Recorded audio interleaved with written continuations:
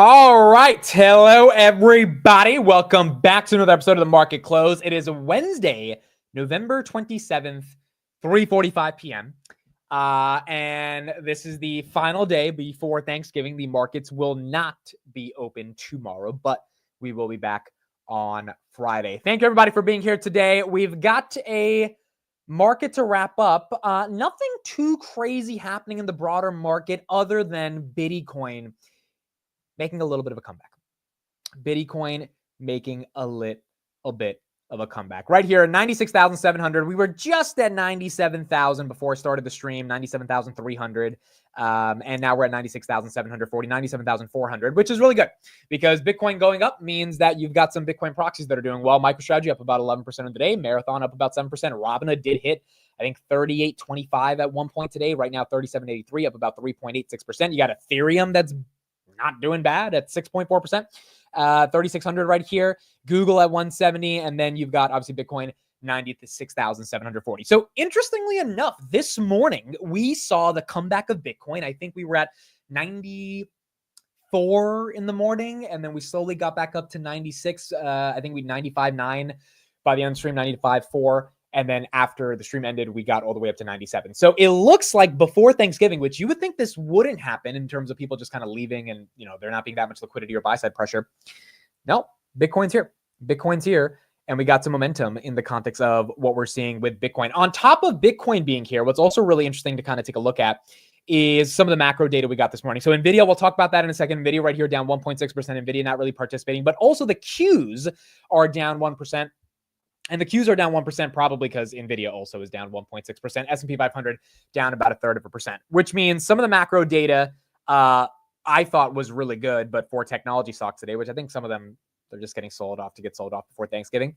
We're not really seeing that much momentum on. What macro data did we get this morning? Also, SoFi, yes, is above 16. I saw that like 10 minutes ago. I didn't check SoFi all day, but SoFi 16.11. If we get through the next 13 minutes, I think that's the first $16 close on SoFi. I think we had a $16 close last week, but it didn't really last throughout the rest of the week. So this will be a very important $16 close given SoFi was struggling at 16 over the past couple of days. All right, so the three pieces of data we got this morning. Home sales were up 2% in October, even with 7% mortgages people are buying, probably because they're going to get ready to refinance, but that's because they believe that rates will come down, and as a result, mortgage rates will come down. So maybe that's why home sales are up 2%, but that is bullish. PCE, the Fed's preferred measure of inflation, look, it did come in within expectations at 2.8%. 2.8% is higher. It's the highest since April, so that's up, but the market expected it. It's not like the market wanted 2.4, 2.5, and we got 2.8. The market thought it would be 2.8. So on the monthly or the yearly, it did come out in line with expectations. And oddly enough, I didn't check this during the market open, but the CME watch tool in terms of market expectations for another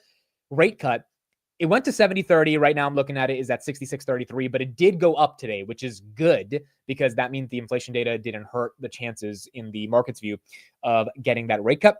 And then finally, consumers are showing they're making more and spending more. Personal spending went up 0.4%, beating expectations of 0.3%, and personal income went up 0.6%, beating expectations of 0.3%. So people are making more money. They're spending more money. Inflation is within expectations, even though it's up a little bit. And people are still buying homes, likely with the assumption that when rates go down, they will be able to refinance. You had Deutsche Bank and Ed Yardeni say 7,000 for the S&P 500 going into 2025. Is this a decent setup going not only into 2025, but also into the end of the year? And it kind of feels like it is. And that doesn't mean we need to, we won't have any pullbacks or anything like that, but it does mean that the macro data is setting up to have a pretty strong end of year and then hopefully a pretty strong 2025. SoFi right here at 16.13, Bitcoin 96,700, Snowflake right here at 173 as well, Ethereum 3,600, and Google right here at 170. Archer. So Archer's also been having a great day as we get into the close. Yeah, up 12%. I don't really know what the catalyst is for this today. I didn't see any news headlines. If anyone knows, let me know in the chat. Archer is up 50% over the past week. I know they got an upgrade to $11, but outside of that, I think also there was some government, not deal, but link potential contract that they're in the bidding to win. I could be wrong about that, but I actually don't know why it's breaking out outside of a technical breakup from about a year of consolidation. Short squeeze, yeah, potentially short squeeze. Also, speaking of short squeezes, so I made a list on Twitter. Here are all the short floats across the entire market. And so we talked about this a little bit today, but Palantir's down 0.07%. Robinhood went up 20%. Tesla's down 2%. SoFi went down 8%. Rocket Lab went down 8%. HIMS went up 16%.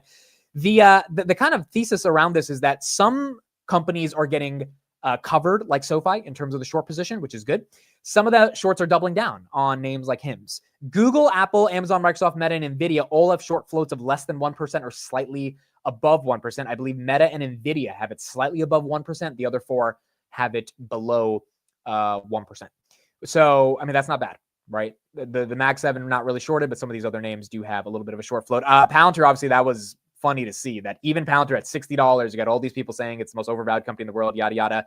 The shorts are still just a little afraid of shorting this thing because I think they don't even want to get caught up in it. And the short float went down for Palantir, which is pretty damn incredible. Shorts learned their lesson with Rocket Lab. Yeah, I mean, Rocket Lab shorts going down 8.8%, still 15% of the float. So there's still a good shot for a squeeze if Rocket Lab can keep executing. But the fact that 8% covered does mean that some shorts are learning their lesson. SoFi right here, 16.14. Did we ever get that $16 close? I don't think we did. I don't think we closed above 16 before.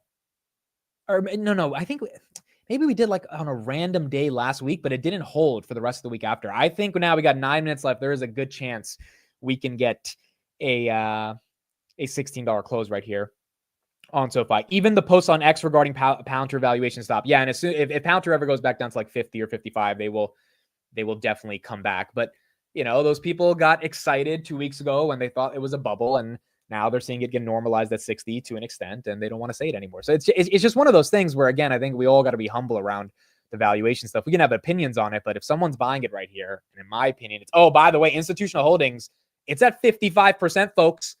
It went up from 53 to 55. That is a fact. I'm speaking facts. 53 to 55. It was 45 basically for the past year. Went to 49 3 weeks ago, then went to 53 2 weeks ago, and then yesterday I checked, it is 55%, which is not bad.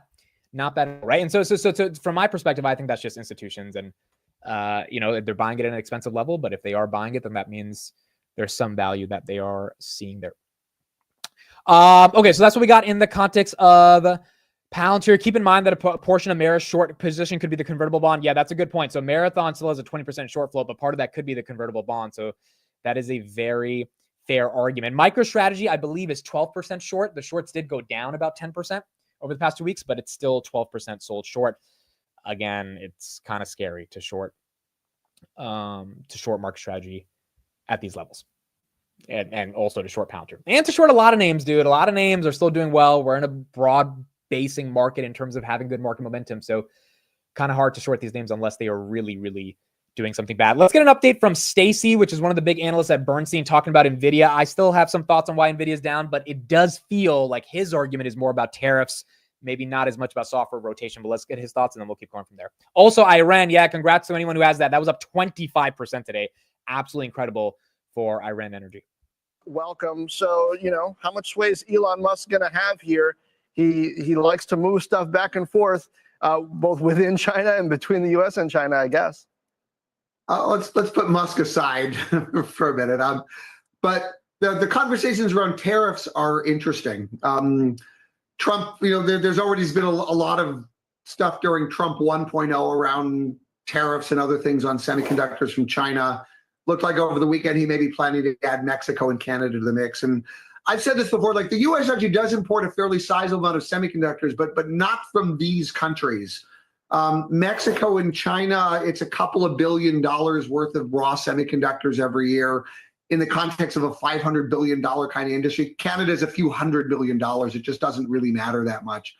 Most semiconductors travel between at least China and the U.S. inside other things. So clearly there are indirect potential impacts. If you're raising the price of PCs and smartphones and cars and impacting end demand, that can certainly have an effect. And clearly tariffs and other things have moved supply chains around. And so those are sort of indirect or secondary effects there can be on tariffs on semis. But direct tariffs on these countries on semis, just not that much of a direct impact. It's just not enough volume to really matter one way or the other. But so real quick before we continue, I'm looking at this comment about Amit. What do you think about XAI gaming? I didn't know XAI, Elon's company, was launching something with gaming.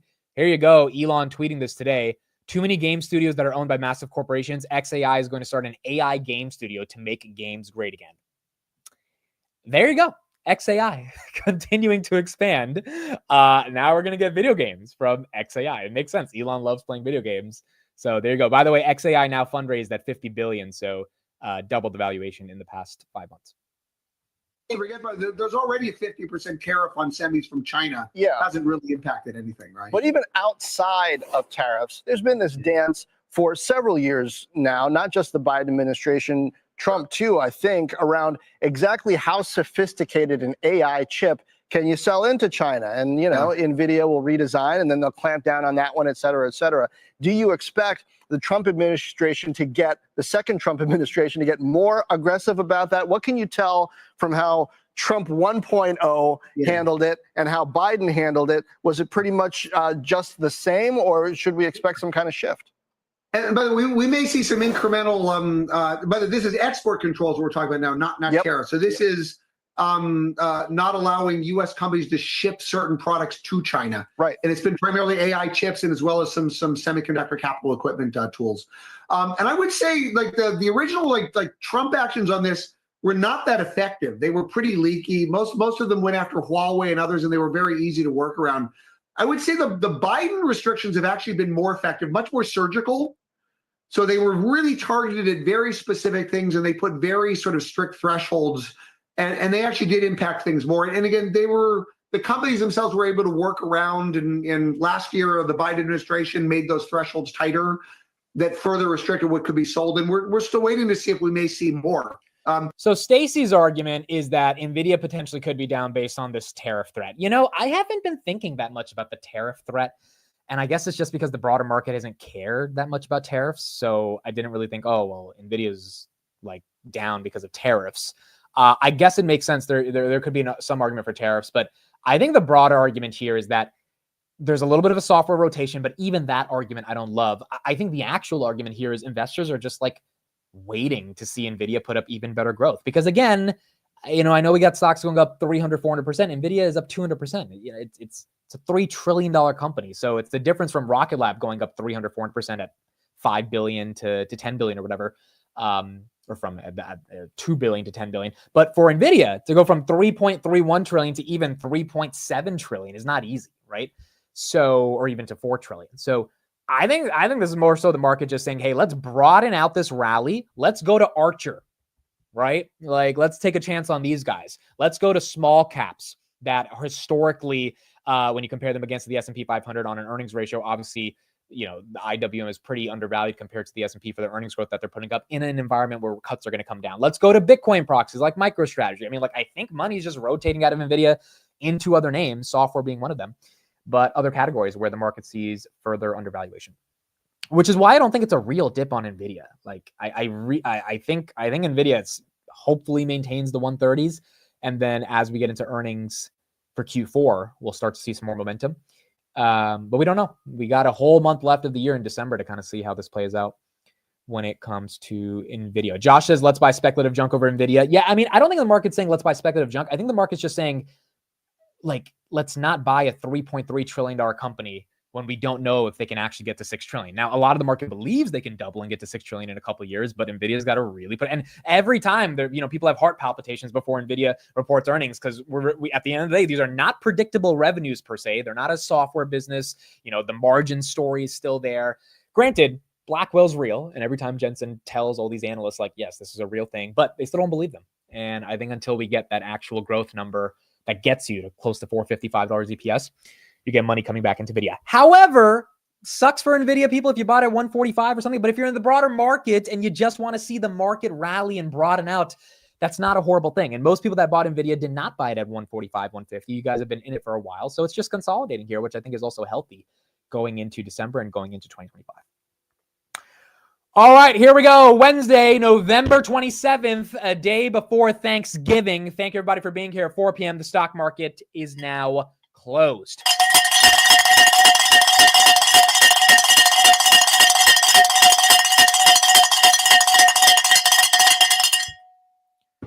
All right, folks, we have closed the markets, and Thanksgiving is tomorrow, so we are closed for tomorrow. 3 days into the week. We got Friday left. That'll be a half day, but the markets are closed today. Nvidia closes at 135.4, down 1.1%. It was down almost 4% of the day, so not too bad. A little recovery towards the end of the day. SoFi, I believe this is the first $16 close, which is a very big deal. I think this is the first $16 close on SoFi, 16.12 on the day, up 4%, which is great. XLF, the financial ETF, was up about 20 bips. JPM, look at that. JPM was down. Bank of America down, or Bank of America was flat. JP Morgan and Bank of America were up yesterday. SoFi was down. Today, SoFi's up. Bank of America and JP Morgan are down. So not really trading with the banks per se. In general, all the banks are doing well, but kind of going the opposite of the other banks. Nvidia right here, 135. Palantir closes at 66. We tried to get 67. I think we are in the range for Palantir. Do you guys remember back in call it March to June, where Palantir was oscillating between 20 and 25 every day? Like we would not, and that's why when we finally started breaking out to 26, 27, I remember those streams because we were like, oh, is this the moment? We're finally breaking out. And yeah, it became the moment. We got to 30 and then, we went from there. But I think Palantir is kind of in that stage again, where 60 to 65, call it 55 to 65, that might be the range. And until we get clarity on the NASDAQ, which I do think we're going to get included into the QQQ, which could be a catalyst. If not, then we are probably potentially stuck in this range, obviously, because the valuation is up there and the market might just want to have a chill there until it further grows into the valuation. We have Snowflake right here, 173, Bitcoin 96,000, S&P 500 closes at 598, down about 1/3%. The Qs fall about 0.79, made a little bit of a recovery towards the end of the day. It was at 501.94, now at 505.3. Robinhood closes the day up 3.38% at 37.65. Not too bad for the hood. CleanSpark up 6% on the day at 13.86. MSTR, I believe 11%, 9.94% of the day, 3.88. MSTR was at 3.38 yesterday. So we got a nice rebound on MSTR. And then you got Marathon right here at 26.92, up about 7.81% on the day. Not bad. Not bad at all. For real says, Amit, can you give us an idea of why you plan on exiting your options in January if they expire in 2026? So I am exiting the ones that expire in 2025. I have 2 sets of them. The ones that expire in 2026, I'm not sure if I'm going to sell out of them. I might wait until 2026. The only reason to sell out of them is that they're starting to get very in the money. Those are the $20 Robinhood calls.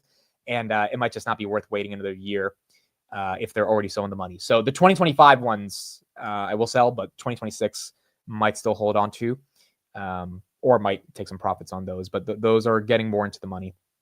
So taking profits on it wouldn't be a steal either. My SoFi covered calls filled before the close. SoFi covered calls right now. Look, there's good premiums on them. It's just even that one is a little scary to write covered calls on. Same thing with Robinhood right here.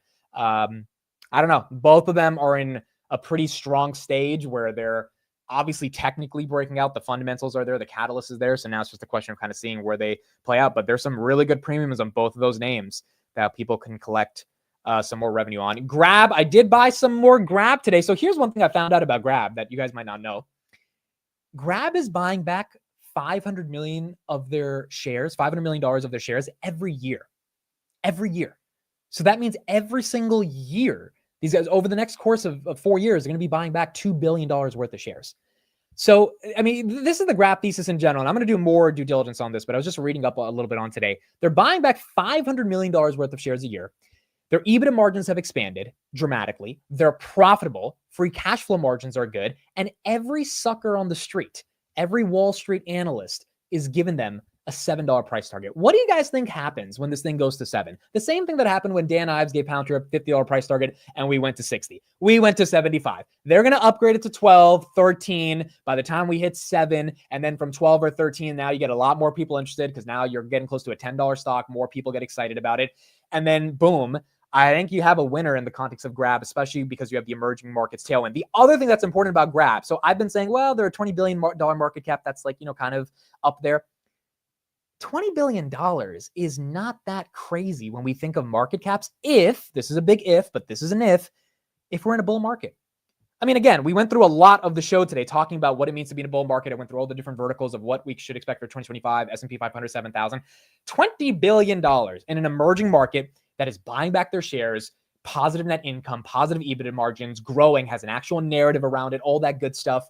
A pseudo monopoly in the space in terms of how they're operating and what they're doing. A really well-known brand. And again, I'm learning more about the brand, but everyone I talk to from that area says that's the only thing they use. and a consolidated base for 2 years from $2 to $5, I think that breaks out. I think that breaks out pretty in an exciting way, enough to at least 10. That's my target on it, and I think that does make sense. The $10 leaps are now out for grab. Maybe you want to wait for a pullback till 450 if you're trying to grab those $10 leaps, because you're probably paying a little bit of a premium today, given that grab was up. But nonetheless, I am starting to get more bullish on the thesis. Emerging markets, $20 billion to $40 billion is not that crazy over the next couple of years. And all the price targets are going to go up. This is the same story we saw with Palantir, Robinhood, Rocket Lab, SoFi. I'm not saying Grab is those names, especially because I don't think Grab is 3, 4, 5x potential, maybe, but I don't really see that much. But I think a double based on where it's at, the consolidation and the way the street's thinking of it right now. I mean, think of the Bank of America downgrade that we got. They went up too fast. That was the downgrade.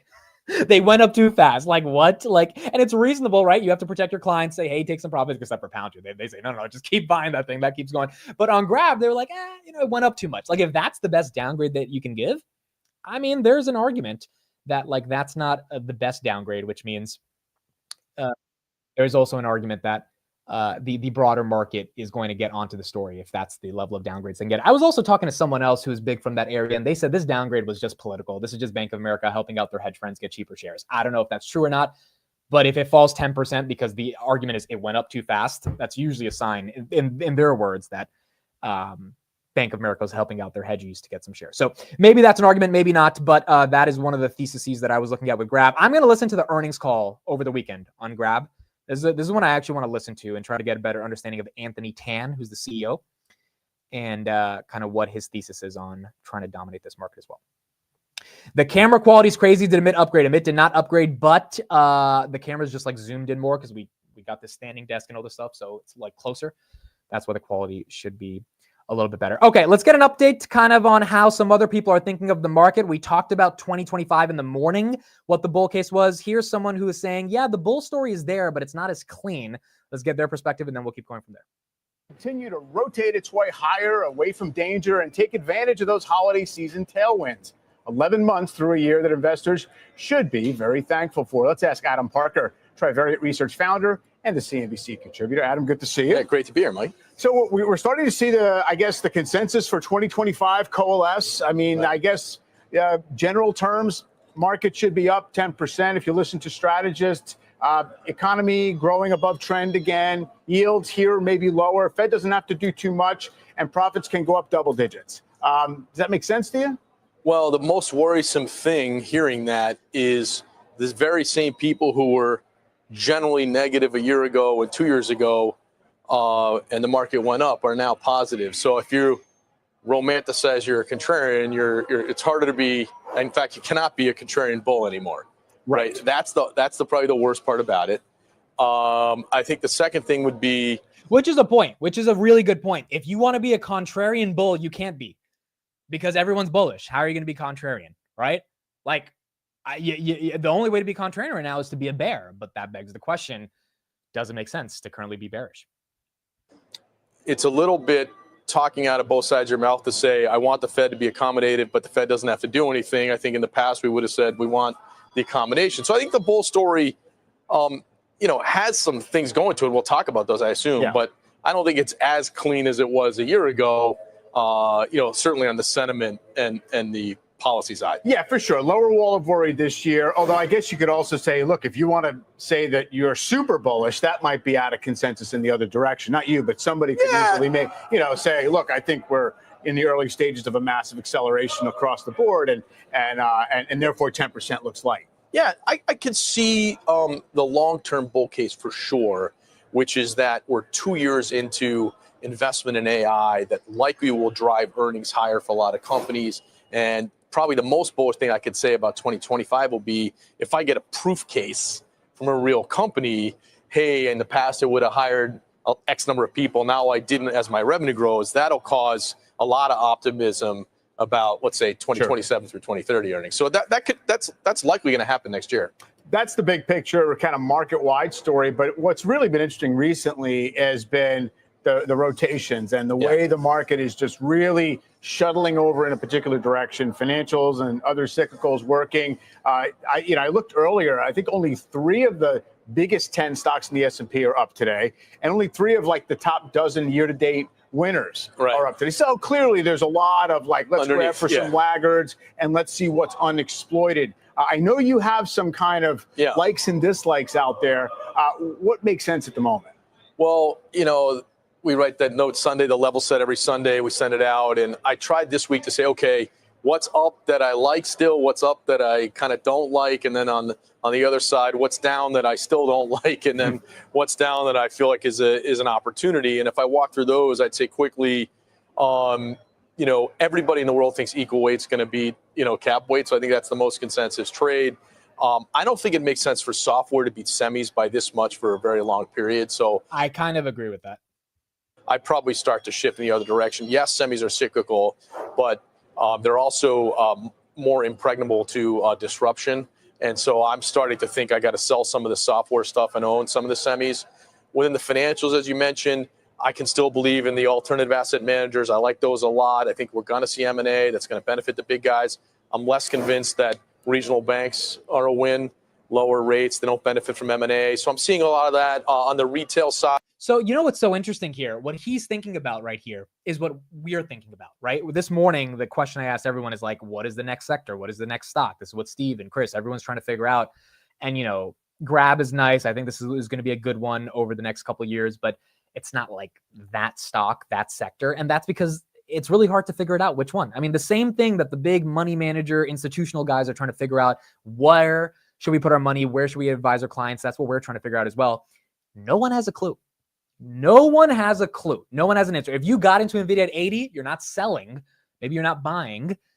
Maybe on this dip you're buying, but you're not selling, right? But that doesn't mean you're initiating Nvidia here. If you got into Palantir at 20, probably, it's like, but you're not getting into Palantir at 60. Are you getting into MicroStrategy at 380 if you've been in MicroStrategy at 100? So what are those new sectors you're getting into versus averaging up in, aka initiating a position?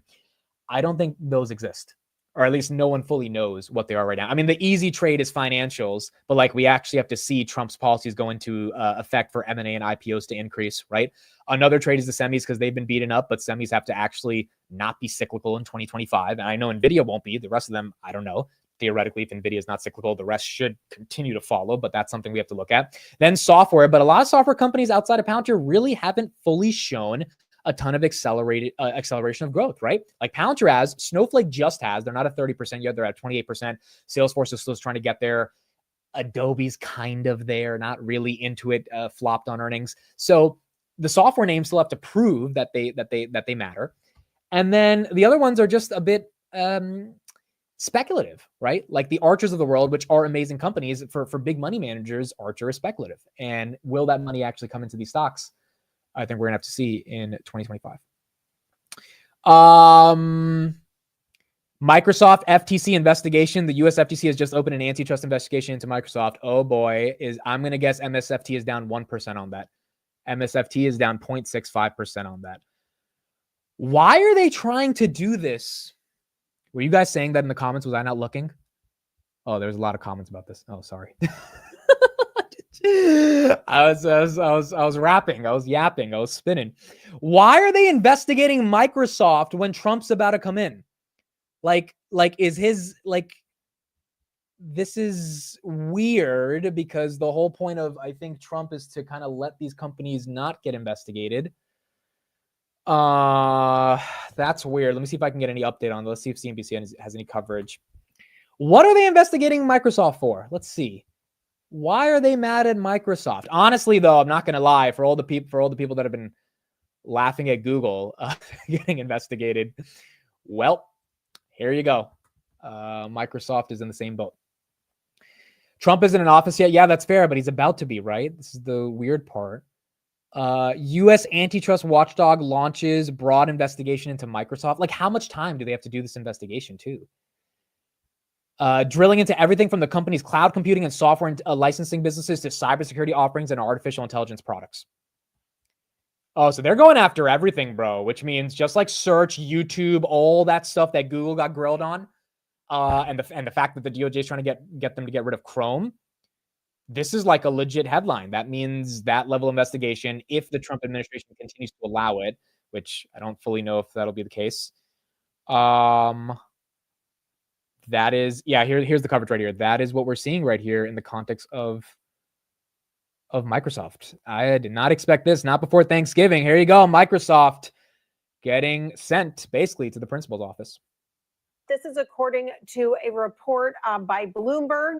This report saying that this is drilling into everything from the company's cloud computing and software licensing businesses to cybersecurity and AI products, and that this inquiry, this antitrust investigation, comes after a year of conducting informal interviews with competitors and business partners. We see shares not really moving, or they're down just fractionally in after-hours trading, but we will come back as we hear more, reaching out to Microsoft for comment. This report saying that FTC antitrust lawyers are set to meet with Microsoft competitors next week to gather more information as part of this investigation. Back over to you. Yeah, interesting stuff, Julia. And those competitors are also being investigated in many cases. Thanks. Well, let's turn to senior markets commentator Mike Santoli for more on Microsoft and software stocks. Mike?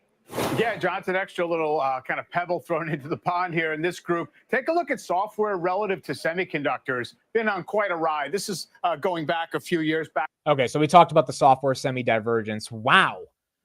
Microsoft getting hit. Thomas says, I feel like it should be a good practice to routinely investigate companies over $1 trillion to see if they have monopolistic practices. Don't know if you don't check. Yeah, I think that's fair.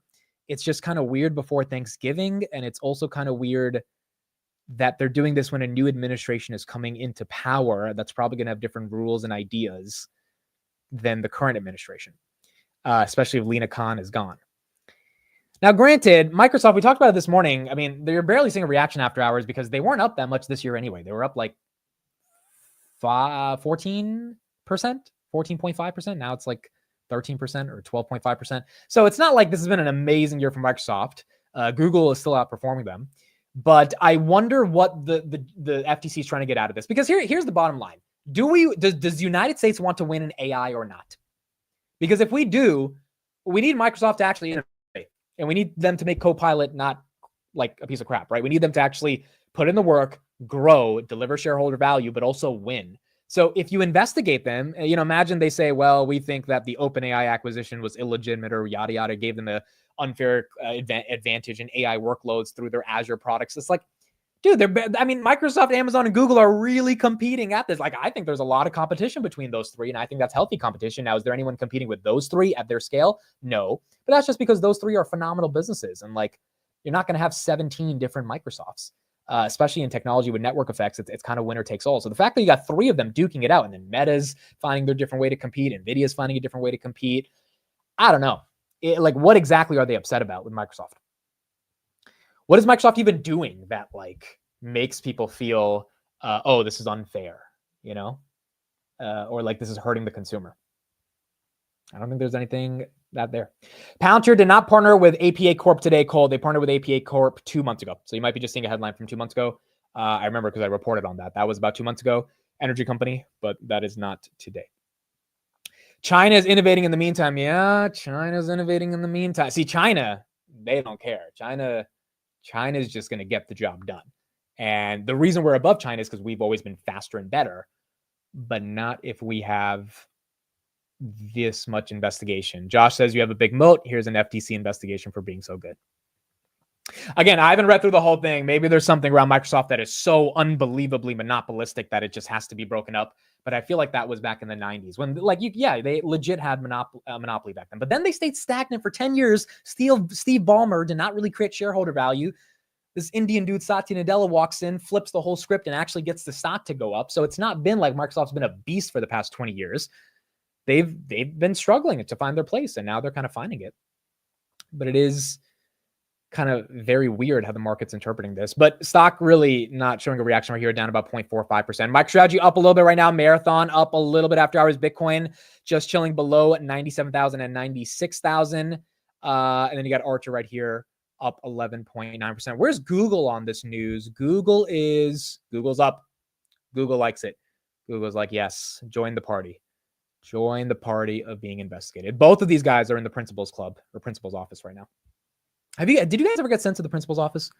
Like for being bad? I think I got detention once, bro. I don't even know why I got detention. It was one time, but I never got sent to like the principal's office or anything like that. trying to remember what I did. I think I was talking during class. Obviously, I was talking, right? Like the whole I was fucking talking. I think the teacher was talking in the front of class, and I was probably talking to a friend in the back, and that's how I got detention. And then you show up, and no one even the teacher that's serving detention doesn't even want to be there. So like they're already upset. I had a desk in my principal's office. All right, well, someone was not the best. Probably for talking in class. Correct, exactly. For talking class. Amazon's next on the list. Yeah, I mean maybe, dude. Amazon's already been targeted a couple times this year. If Lena Khan wants to take it further in her last 20 days, then maybe we do see something for Amazon. Okay, what are the other headlines we've got going on? So we got the Microsoft thing that just happened. Let me see. I think there were a couple of headlines today that were important besides that. So we got the antitrust Microsoft investigation. Oh, Google says they're seeking to overturn the Epic Games antitrust ruling.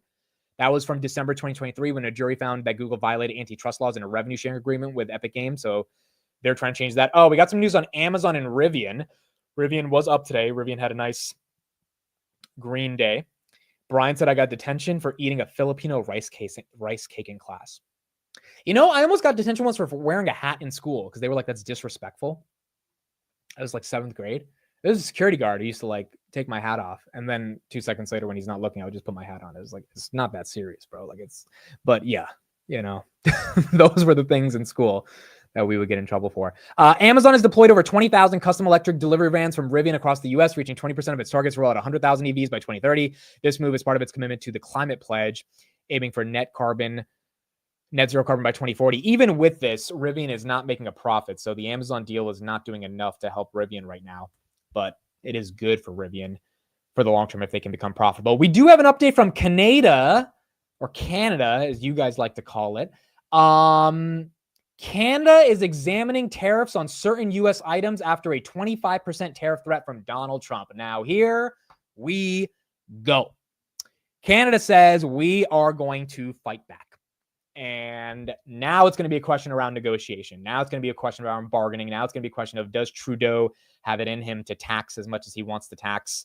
Or does he just let Trump continue to do it? So I'm going to ask ChatGPT right now, what are the top 3 things that the US and Canada trade with each other? I think it's crude oil, if I'm not wrong. But let's see. Energy. Here's GPT. Energy, automotive, and machinery and equipment. So you're looking at these types of things that are going to be tariffs back and forth across the United States and Canada. And let the trade wars basically begin. Let the trade wars basically begin. No syrup. I don't think Canada ships that much syrup to us. I don't think so. Maybe I'm wrong, but what stuff specifically does Canada sell to the US? Energy is a big one. Automotive, minerals and metals, gold, iron ore, copper, aluminum, agriculture, meat, grains, dairy, seafood, processed foods, forestry products, lumber, machinery, chemicals, pharmaceuticals, electronics. It's a lot of stuff. What do we send? What does the US send to them? Did someone say Canada dry? I'm upset, not because of that joke. I'm upset because I didn't make that joke. Now, you guys would have probably said it's not a good joke, but it's a great joke. I'm just upset that I didn't make it. Canada dry would have been perfect. Okay, so we send them vehicles, we send them machinery, we send them consumer goods, we send them energy, we send them agriculture. It's the same stuff. We send them all the same stuff. The only other difference is aerospace and then services, education. Many Canadians study at U.S. universities, professional services, legal, financial consulting, tourism. The U.S. benefits significantly from Canadian travelers. So we all send the same shit back and forth to the U.S. and Canada. So all of the tariffs are going to basically wash each other out unless Trump finds like very unique things that we can tariff Canada on, which I'm sure there's some. But still, there are plenty of things going back and forth here. Canada has lots of uranium. I actually didn't know that. I mean, that's going to matter if we keep taking nuclear seriously. Bayra says that joke is only funny because you didn't say it. Well, it's a good joke. Okay, it's a good joke. Emmanuel says China's escalating its response to the U.S. Oh, I saw this headline today. Trade restrictions by employing a calculated strategy dubbed supply chain warfare, targeting critical American industries dependent on Chinese resources. I did see this morning. It is congruent with what we're talking about right now. China and Canada are not going to let Trump just tariff without fighting back. So again, this is what China and Canada are supposed to do. They're not supposed to sit back and just take the tariffs, right? They're supposed to fight back. And that's when Trump says, hey, get on a flight. Let's come talk about it. Let's actually have a discussion. And in that discussion, that's where we're supposed to get a deal. The question is going to be, when does that deal happen? How does it happen? How does it affect the markets? How does it affect inflation? And over the next few months, I think we're going to get some more answers around that. So we are going to have to see. The number says, I literally use GPT for everything now, and it's getting me through my breakup. It's really smart and is evolving in what I say and accommodates towards my personality, like emotional apathy towards me. You know, I mean, that's a hell of a point. GPT is getting to, oh, here's this thing. Dude, let me show you guys this thing right now. Okay. I bet you guys didn't even know you could do this. Let's do this. Last time it did it, it was a good picture. I think I still have the picture, but we'll do it in front of you guys again. Okay, ready? Because GPT has memory, right? Based on what you know about me, draw a picture of what you think I do during the day. Last time it sent a picture of me like with stocks and options, like I was just like trading stocks or whatever. Let's see what it comes up with. This is cool, bro. This is really cool because it actually knows about you, right?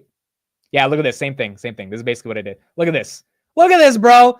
Me, there's two screens, which is legit. Options tracker. Look at this. Covered calls, cash secured puts, my chair.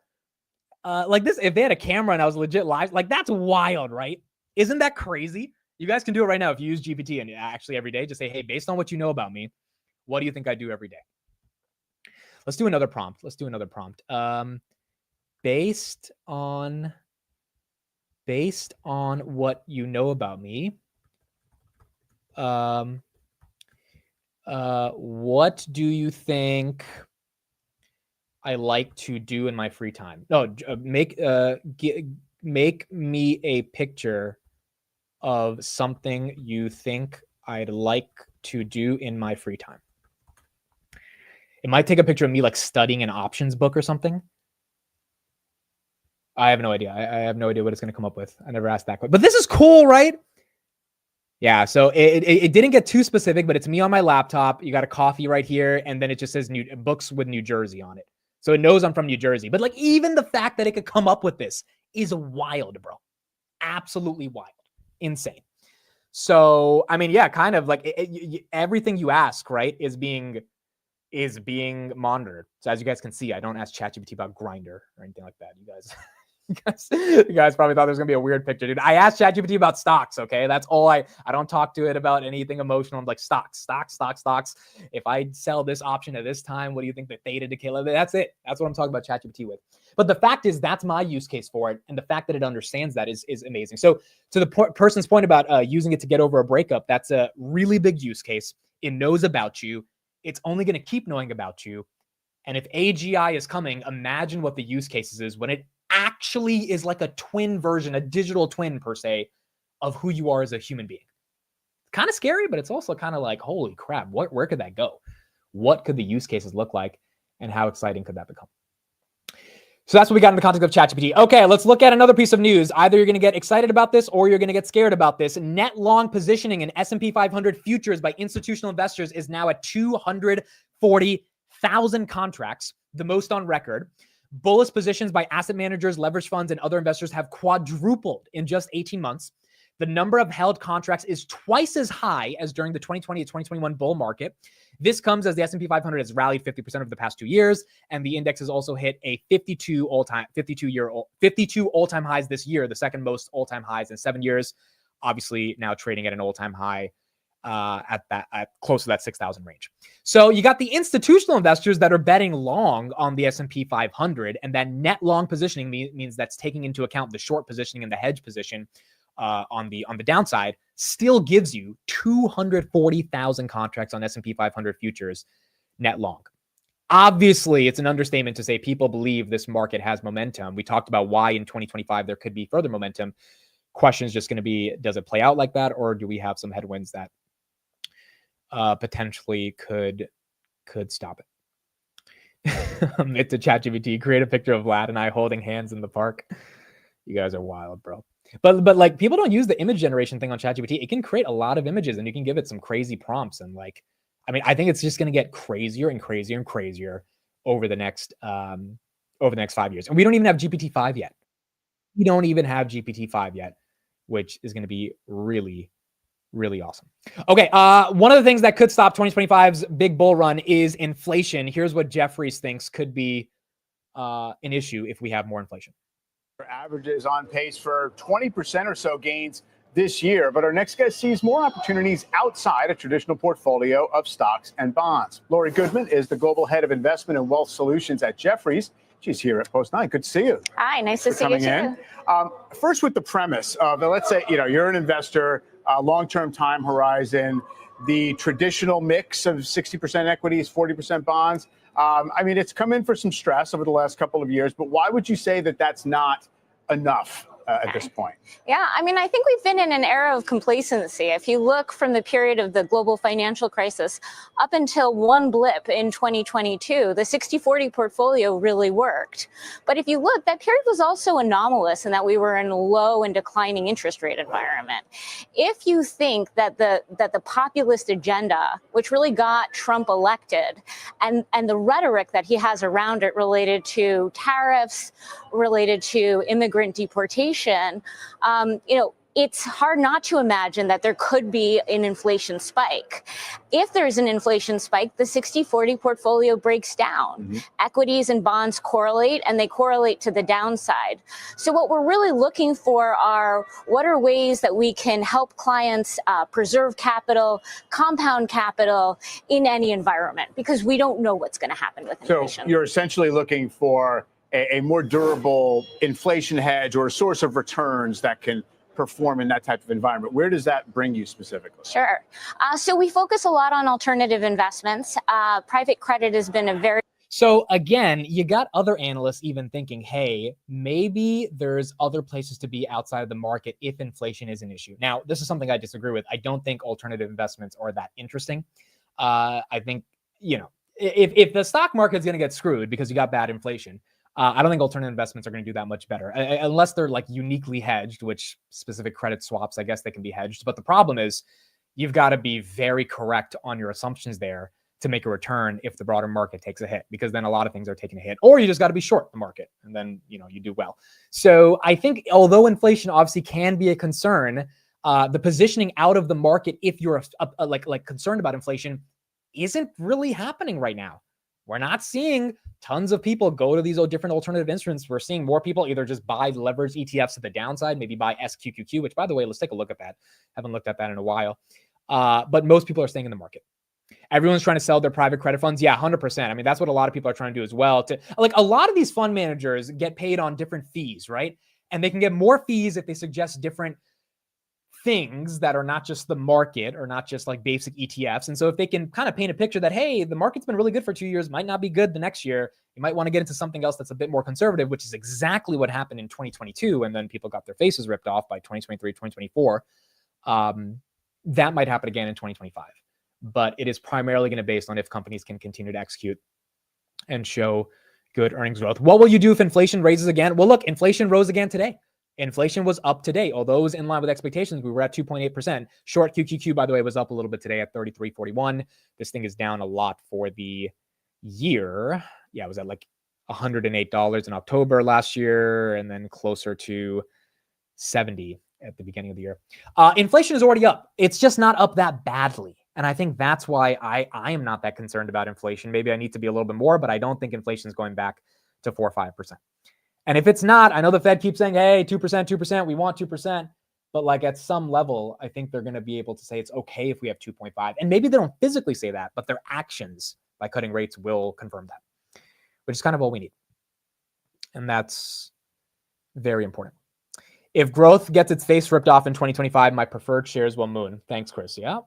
That is also fair. For real says, Amit, you said you're looking for that next industry to benefit, but it's still undervalued. How is that not biotech or healthcare? Biotech can be undervalued. The problem is it is so unbelievably risky. Sava is the best example of that, right? So I don't even consider biotech when I think of investing. Like, you've got to be so sophisticated in understanding drugs. And by the way, every novice investor thinks they're going to invest in something that's going to like cure cancer, like I did in 2019. and then they lose 20 grand because their 20 grand is not turning into 500 million, right? So like that's the reality of the markets. And unless you really understand what's happening here, then it's tough. Now, I will say CRISPR and gene therapeutics and all that stuff, that's interesting. I think it is kind of far away. I know Kathy keeps loading the boat on this thing. I don't care enough to learn about it, to understand it, to study it. And I also don't know if it's that near. So I'd rather buy Nvidia over anything CRISPR related or gene therapeutic related. It's just tough. It's just tough. Also, healthcare, yeah, RFK Jr. That's going to make healthcare a little tough. Where's Pfizer? It was down last week. Yeah, it hasn't recovered, bro. I mean, it went from 24 to 25, but outside it was down from like 28. Moderna as well, not really recovering too much. 43 right here. Hit 30. Oh, well, it got a little recovery from 11.15, 35 to 43. So that's not a horrible recovery, but still down from 58. Dude, it's 58 before they announced that Trump was picking RFK, went all the way down to 35, and now back here at 43. So that's what you got currently right now. Hims also had a good day, but then it fell towards the end of the day, right? Hims was at 35 and then it was down 1%. Yeah, so it peaked at 35, got to that level, was up like 10% of the day, or a little bit more than 10%, and then ended up going down 1% currently right now. Looking deeper into Upstart this weekend, Upstart has been one of those names that has done so well after doing so bad. And it, like, again, look at the chart, went all the way to 400, came all the way down to 11. And that's probably when people needed to swallow their pride, including myself, because Upstart was laughed at for all of 2023. There were these viral clips of people not knowing what Upstart was, but then it went from 11 to 70. I mean, then it came back to 19. You got a second chance to take a shot again in November 2023, and now it's here at 86. But see, here's my point. In November 2023, it was $19. This is what I was saying in the morning. In November of 2023, all of our favorite stocks, Hims, Palantir, Robinhood, even though Palantir was a little bit more elevated, but SoFi, Rocket Lab, Upstart, which is not our favorite stock, but you know what? It was down a lot. All of them were dirt cheap compared to what we're seeing in 2024. And whatever horse you picked, some of them were faster than others, but a lot of them, pretty much all of them. And I know that was kind of like a market bottom, but like not just the broader market was down. Like these names were depressed. And it's just harder. It's much harder to find some of those names. Where's MSTR after hours? MSTR is at 389 currently right now. Someone said, look at Costco. I like Costco, but it's trading at 57 times earnings. And I don't think that's like the most expensive thing in the world. I just think that, oh, never mind. It's at 58. When did Costco get to 960? When did that happen? I feel like I missed that. The last time I checked, I think it was at 890. Yeah, it was at 949 2 days ago. Now it's at 970. But now it's at 960. The problem with Costco is that I think if you're in it, you don't sell it. But do you establish a new position in Costco? I don't know, bro. Who's buying Costco at 58 times price to earnings or 53? I don't know. I know they have a special dividend and stuff like that, but like, I just, that's expensive to me. That's really expensive. But nonetheless, no one's selling it, which is the conundrum in this market. There's no good deals because no one wants to sell. Because people enjoy continuing to hold on to some of these names. Rabel Nation says rate cuts are not bullish. I think rate cuts are bullish if we continue to have strong employment and strong earnings growth. Earnings growth, that's a check. Q3 has been phenomenal by pretty much every metric. And all the companies that mattered put up good numbers. And then unemployment is doing really well, dude. Jobless claims today were lower than expected, and we're adding a good amount of jobs on private payrolls. So that is the Goldilocks scenario for the Fed to actually figure out how do we get inflation to come down while still being able to which allows us to lower rates while not crashing the economy. That's been the biggest bear case of 2024, right? In January, February, how does the Fed, every day we talked about, not crash the economy while also being able to lower rates? And as of now, they've been able to show that they can lower rates and companies can still execute and the consumer is still not in a horrible position. And I think, you know, in 2025, we just got to see if that trend can continue to play out.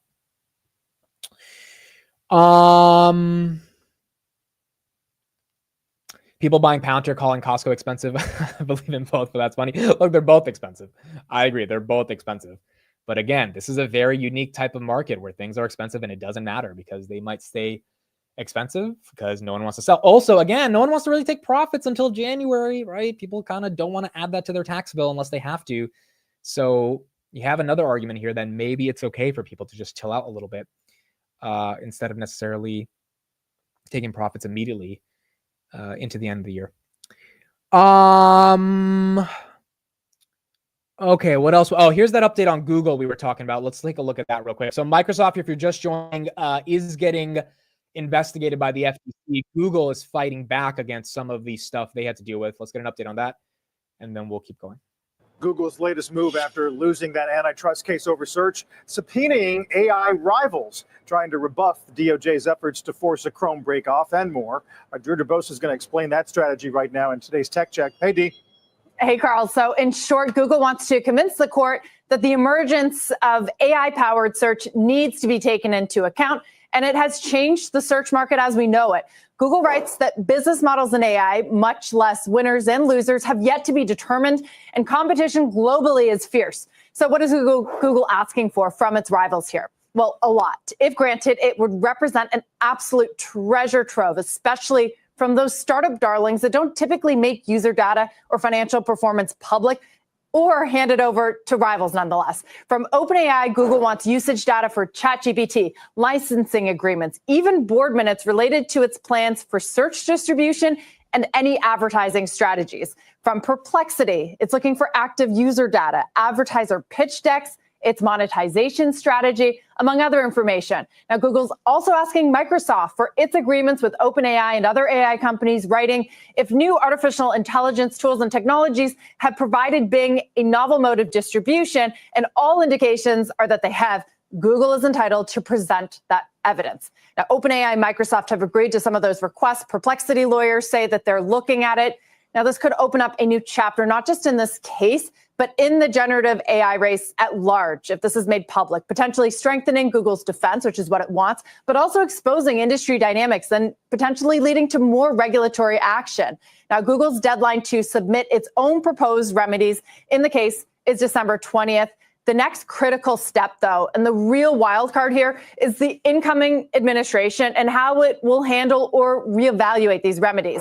Will the DOJ under Trump be willing to view the search market through this new lens of generative AI, or will they want to quickly resolve this thing with the existing information on hand? This is a key point for Google itself, for the generative AI race at large, guys. So you've got Google that is absolutely taking the offensive here. As someone said right here in the chat, Google saying, you know what, maybe Google knew Microsoft was about to get investigated. And so Google's like, all right, if they're going to spend some time on Microsoft, then I think that we should try to fight back a little bit. If Google's 170 in January, I don't know how I don't buy Google. Like, someone's got to convince me why we don't buy Google here. And I know I've been saying, look, the search Perplexity stuff, that's a little scary to me in terms of their core business getting hit. But the core business is not getting hit. And out of all the Mac 7s, look, obviously Tesla's in a league of its own. Amazon, I think, is the most diversified. Google's the cheapest. And I don't know how Google's not 250 in a year and a half, 2 years. If we hold up in this current macro environment, I don't know how Google's not at least 200 just by pure earnings growth and by the pure buybacks alone that they're doing, right? Taking a page out of Apple's playbook in terms of how they're navigating this. Like, what is the super bear case? Is it Perplexity? Which, yes, that is something we have to be concerned about. And I've been the most concerned about that from search, but we're not seeing it in the numbers. And even if we do see it in some of the numbers, I don't think that's enough for Google for investors to get upset. I think what the real bear case is the DOJ stuff. But if you got a friendly Trump administration, maybe the DOJ lays off a little bit, especially if Google fights back like they're fighting back right now on this whole Chrome breakup as well. Austin, thank you for becoming a channel member. Appreciate it, Austin. Thank you for becoming a member of the channel. People take profits in January. Should I plan to sell in December and buy in January? I think it depends on your personal situation. You have to optimize your tax bill. Does it make sense to sell in December, or does it make sense to wait until January? The other thing that's important is that if you get a massive sell-off in January, is that a dip to buy, or is that a dip that can be prolonged until earnings start, which is around mid-February, right? Like, so like buying the dip January, February, I don't know historically. I got to look up some data on if that's been a good idea. Obviously, buying the dip historically has been a good idea, but January, February dips, I don't know. I don't know if they're necessarily easily bought up, especially when you see a lot more momentum selling, which creates even more selling. But this might be different in 2025. You know, if you bought Nvidia at 80 or 70 and you believe in the long-term thesis on Nvidia, or like even Palantir, right? If you bought it at 2030, you might take some profits, but are you really selling everything? Even if we're at $65 in January, I still think people start selling everything and they start running for the fences when it's not the top. Meaning, you know, at the top, if this is a top, then you've got people that are selling and either they're lucky or they're smart, or maybe both. And then if Palantir gets back to like 35 and you have a $15 average and you were up 5x on your shares and now you're only up 2x, then you're like, at least let me protect my 2x, let me sell, which then creates even more selling. So people never really sell at the top. So you can't really know kind of what it is, which is why it's hard to call a top. But if you don't get a ton of selling in general into 2025, because if you believe in momentum, then that doesn't mean that we need to see a ton of more downside momentum as well. Matthias says, I think general sentiment around Google is frustration that they seem to be bungling their product releases or hesitate to capitalize on their advantages, but the core business is strong. AF, Sundar's Google is boring. Yeah, I agree. I'm not the biggest fan of Sundar either. But like, I kind of just don't care about any of the sort of like narratives around Google. They're boring. They suck at like figuring out AI go-to-markets, which are all correct. They're all right. I just care that the core business is producing $88 billion of revenue, $22 billion of profits, and trading at 21 times earnings. Like that to me is the only thing that I really, really care about. And maybe that's wrong. Maybe I do need to care about the AI stuff because maybe Microsoft's really coming to take their lunch. But Microsoft's not taking Google's lunch, bro. Microsoft is not growing more than Google. And they're definitely not growing to the point where people are using more of their products outside of ChatGPT, but Microsoft doesn't even fully own them. So it's not that scary in terms of Microsoft trying to go after it. Now, obviously, Azure is growing more, but Azure has just had a head start over GCP. Google is growing faster from a smaller base, but I think Google, Microsoft, Amazon, you know, it's basically the Qs are going to be fine into 2025 as long as they can keep up with the growth that they have. A new CEO will get that multiple to explode. I think the street is going to have a Starbucks Chipotle reaction if they switch to CEOs. Who would you guys want to be the CEO of Google? Who's an actual executive right now that could be the CEO of Google? That's like retired or kind of just chilling right now. UPS, I like UPS. I have to do more research on them. I know they have a nice 5% divvy. I got to do some more research if there's anything interesting with UPS in terms of financials. Year to date, it is down 15%, so that's good in terms of just like an opportunity to get in. But UPS kind of sucked compared to FedEx, if I'm not wrong. So that might be an issue with UPS in and of itself. But yeah, UPS right here, good dividend. Just gonna have to take a deeper look at them. Imagine if dude, you don't want me to be a public facing CEO because I would make those earnings calls a party. Okay. And shareholders, especially the big institutional guys, would not be happy with some of the jokes I make. On go. I like if I was fucking Sundar and they're asking me about these alternative LLMs, and I would be like, you know, Jonathan from where are you from, John? John, where are you from? JP Morgan? Okay, JP Morgan. John from JP Morgan. John, you know, I am perplexed that you think fucking Perplexity is going to take my lunch. See, that's what I would say. And then I would get a call from BlackRock the next day, and they would be like, buddy, you're out. And so that's why I can't be the CEO of Google. But if I was, I would be the guy. I would be the guy. Does anyone have a name? Does anyone? Tim Apple? Elon? Oh boy, Elon would turn that search engine into something crazy. That would be incredible if Elon was there. You should be on the board for Grindr. Okay, you guys think you're funny. You guys think you're funny. I mean, it would be sending his CFO to public speaking tutors to spice up their portion. No, I would be, dude, if I would like look at my C-suite and I would be like, guys, these calls are boring. Can we like, I would like rehearse this shit, bro. I'd be like, we're about to throw a performance on, okay? There's gonna be hundreds of thousands of people listening. You need to have some jokes, some personality. Like I would clean it up. Now I would have too many jokes and then it would become a little too, I guess, it would be a little bit too much for the BlackRocks and Vanguards that basically control all these companies, but I would try my hardest. You know, that gives me more respect for Alex Karp. The fact that Karp's able to basically say whatever the hell he wants and BlackRock and Vanguard and all these institutions, they kind of just leave him alone, right? I don't think because if he was censoring himself, he would stop being so eclectic on these earnings calls, and he hasn't been. He continues to be Alex Karp, right? Which we know and love. So I don't think any of the institutions are calling him, A, because his stock is going up, B, because they're like, that's just Alex. We can't control it. We cannot control Alex. Also, yes, shout out to Joe right here. He has Class F shares, so he'll give them a nice little middle finger with his F class shares and not really take their words any seriously from what they say. I mean, you need to put on one of your old debating competitions on YouTube for us to check you in action. Okay, so I'll send you guys this video. We'll end the stream in just a little bit. I have one of my old videos, if I can find it. It's not a super fast one where I talk fast, but it is me in the Slovenia finals in 2016 debate tournament. It was, oh yeah, this is the one. It's me versus, it's America versus Denmark. America versus, I think some of you guys have seen this video, right? Some of you guys are new here. You probably haven't seen it. I'll send the link in the chat. You guys can watch it later if you want. But we lost to Denmark on a 3-2 decision. This was on the USA debate team. This was in Slovenia. Worst decision ever.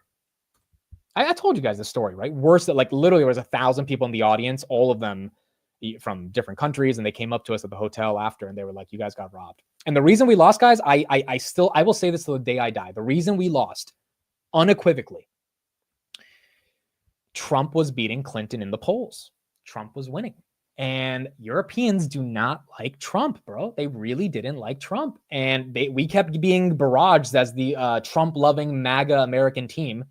And like they would try to keep coming at us by saying like we're racist and all that shit. And I think that's why we lost on a 3-2 decision. Also, one of the judges on that panel, we beat her team. She was the Croatian judge or the Croatian coach, and we beat her team in semifinals. And we beat her team in Croatia, their home country, 4-3 on a split decision. So we won by one ballot in December of 2015. And I think she was so pissed. And the Slovenia tournament was 3 months later. And she had her chance to kind of, show us how much she doesn't like the United States. So I think I'm still convinced, because if you watch the debate, watch it here. There's no reason we should have lost. There's no reason. A lot of excuses. Yes, I'm giving tons of excuses. Here's the link. The topic was race matters more than class, or class matters more than race, and we were affirmative. So we were debating that like your socioeconomic position matters more than the color of your skin. And we went up against Denmark, and Denmark's argument was like, we need to embrace our identity. And you guys will see my speech in the third speech. And if you saw, I had some good moments. The audience was clapping. Like if you guys watch it, I was like, it doesn't matter if you're black or white or gay or straight. If you have money, everything changes, right? Like it's not to diminish racial identity, but it's to say if you have economic mobility, that massively matters more than your race. At least that was my argument. I thought I executed that argument. Judges 3-2 did not think we did. So we lost that one. Could have been world champions in Slovenia, but nonetheless, it is what it is. So yeah, that's the debate video. If you guys want to check it out, you can check it out right now. All right, that's it, folks. That's what we got for this end of the market. We got Thanksgiving tomorrow. Happy Thanksgiving to everybody. Palantir right here, down about 0.03%. Nvidia up 0.05, 135. Palantir 66.05. Where is Bitcoin? I'll be staring at this one for the next couple days as well. Bitcoin was at 97, right now at 96,323. Microsoft right here is at 421, down about 1/3%. Really not affected that much. Google as well. Slightly flat after hours, slightly red, 0.01%, 170. Hood had a good day, but ended at 37.65, up 37.75. Really strong momentum on Hood today.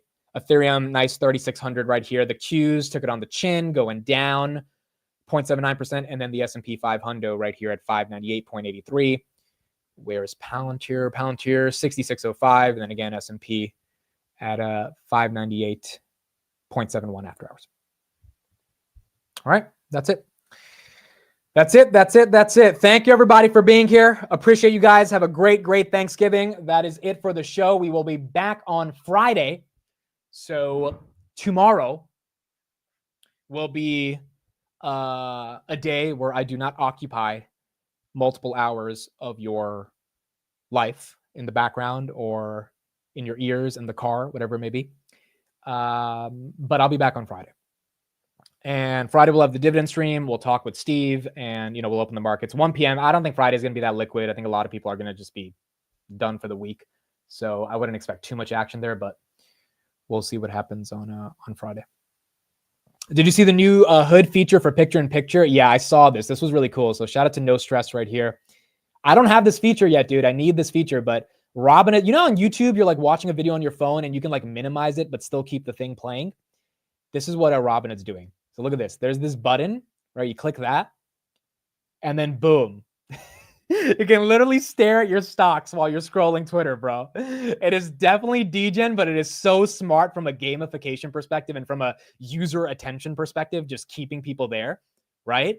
Like, it makes sense, dude. It makes a lot of sense. So pretty cool feature by Robinhood.